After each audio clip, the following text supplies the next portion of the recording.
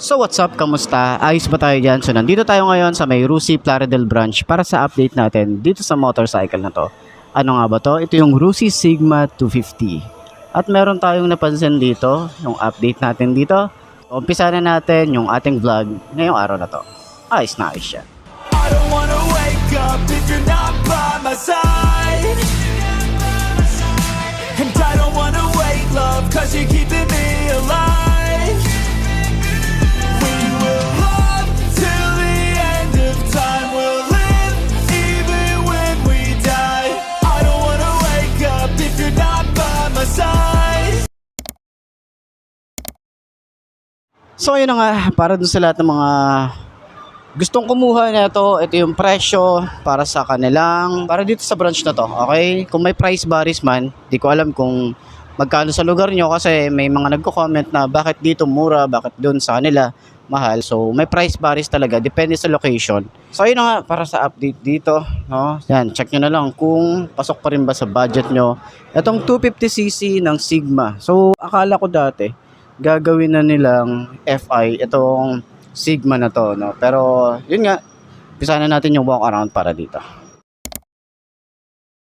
So yan yung update para dito sa may Sigma. Napansin natin dito, iba na yung kanilang decals. Meron na siyang Sigma dito sa unahan, tapos may 250 kulay red and white dito sa side.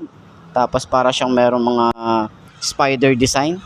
Tapos dito rin sa side, meron din siyang parang spider design, di ba? Tapos red and white na may mga glitter effect yung kanyang decal. Meron tayong Sigma dito and then 250 yung design niya rito. Maganda yung ano niya, yung combination ng decals, kulay red lining and then white. Then ayun na nga, napansin nga natin dito na ang update para dito, trinay ko siyang sakyan kanina, is gumaan siya. Mas gumaan siya ngayon. Dati hindi ko matayo to eh. Ngayon natatayo ko na siya. So mas magaan na siya ngayon. Katulad ng update para dito sa may KRY 200, naging mas magaan na siya. Ito, meron silang kulay white, kulay red. Yan. Yung kasi kulay black. Maganda yung combination din nito, yung kulay red na to. Tapos yung white, ito naman yung decals niya. Meron silang windshield pa rin naman dito. Wala naman silang halos binago rito, pero poging-pogi talaga ako dito sa may Sigma 250 na to. No? So sana dito LED na. Tapos naka-projected valve pa rin naman tayo rito. May LED pa rin naman siyang park light dito sa may taas. Kaya kapag nakasalubong nyo to, ito yung naka-on, tapos yung nasa gitna. Dito pa rin yung ating side mirror. So napiflip din naman yan. Maganda rin yung plastic na ginamit dito para sa windshield niya, pero sana mas mataas pa, no? Para mas mahaba pa. Para sporty looking talaga yung datingan niya. Napaka-angas talaga, napaka-macho talaga nung datingan na ito. Gusto ko yung isang to eh, hindi ko lang talaga siya masyadong abot eh. Pero naitatayo ko na siya. 'Di ba? At least merong improvement para sa atin. Kaya ko na siyang itayo yung 250cc na to. So, meron din tayo rito signal light and then park light. So, yung isang to ay naka-inverted forks. Meron siyang reflector, side by side. Maganda yung kanyang fender. Maganda yung plastic, flexible din. Tapos meron din siyang parang carbon fiber finish dito. Naka disc brake, naka dual path caliper, naka mugs din tayo rito. Tapos meron din siyang lining na kulay red. So ang isang to ay size dito ay 110/70 by 17. Ayan. Sa makina naman niya, wala rin pa ng pinagbago rito. Same pa rin naman dati. Tapos yung side dito, matte finish yung side dito. Tapos open part dito sa side. And meron siyang parang carbon fiber finish dito. So hindi ito yung pinaka-chassis niya. Itong part na to. Baka akalain nyo na plastic siya. Ito na yung pinaka-chassis. Or yung foot pegs natin para sa rider. Napiflip naman siya. Tapos maganda yung finish dito para sa kanyang paint job. May mga glitter effect. Yung kanyang rear brake pedal, smooth lang din.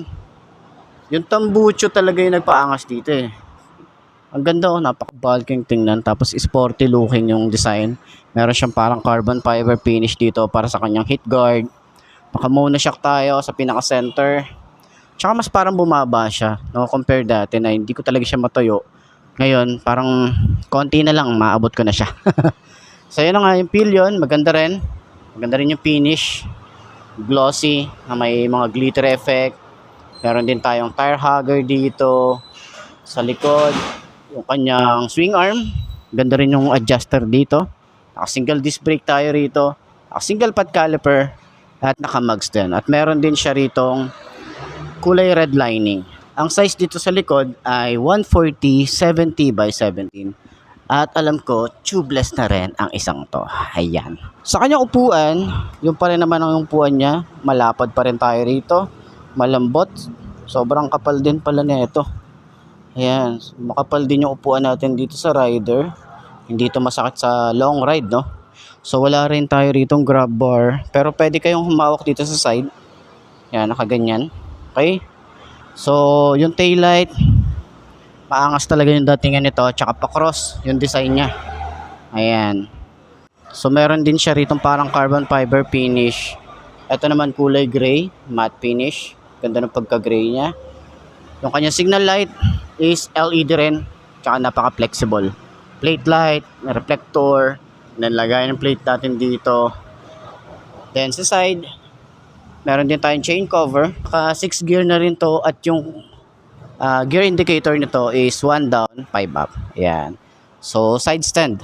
So, para dun sa mga mag-aayos nito, bili kayong paddock stand para at least malinisan natin yung ating chain. Kanyang tank, meron tayo rito Rusi emblem. Ganda ng pagka-emblem nito, kakaiba.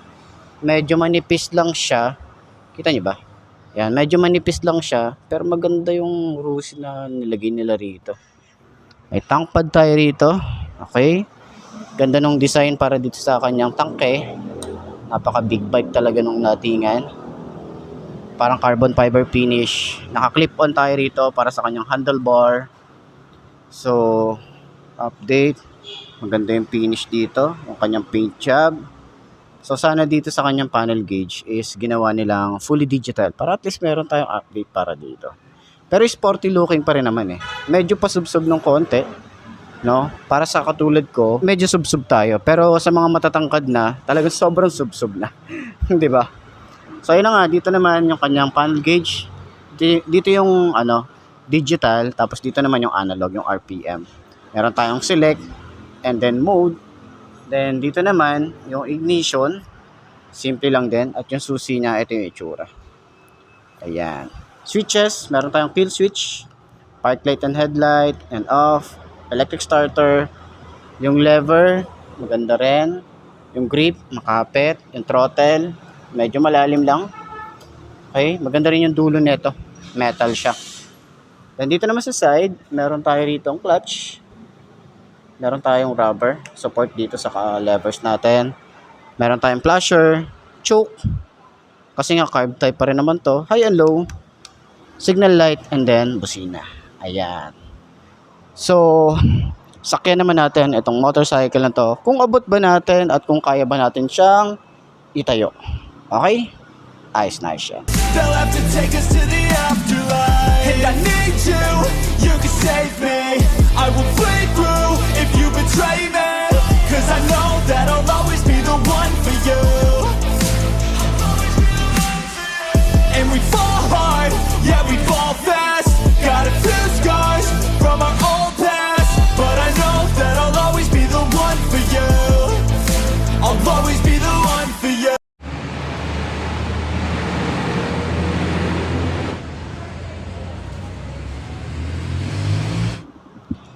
So ayun na nga, para sa 5'2" na kagaya ko, naitayo natin siya. Nagulat ako, naitayo ko siya kasi last time nung yung ganito or last year na vlog ko to, medyo nahirap akong itayo siya. Sobrang bigat niya. Mas magaan, siguro mas maganda na yung arangkada na ito. Kasi nga pag mabigat medyo hirap, pero stable. Pero mas magaan, mas mabilis. Pero sa tingin ko, dahil mabigat pa rin naman yung motor na to, stable pa rin naman siya. Okay? So ayun na nga, puntahan nyo na lang dito sa Rusi or sa pinakamalapit na Rusi branch sa lugar nyo. Para check din to, no, sa personal, kung eto ba yung motor na hinahanap mo. Okay? Ayos na siya. So ayun na nga mga best, no, ito na ba ang motor na babagay sa'yo? Kung ito na nga ay marka mo na yan at mag-subscribe ka na sa aking YouTube channel, i-click mo na rin yung notification bell para updated ka sa lahat ng videos na upload natin dito araw-araw. So laging tatandaan, wala sa brand na motor ang itatagal yan, kundi na sa pag-aalaga mo yan, tatagal yan, ayos na ayos yan. So kita na lang ulit tayo bukas. I'm Mark D. Ciao. Maraming salamat sa inyo. Babush. And we fall hard, yeah we fall fast. Got a few scars,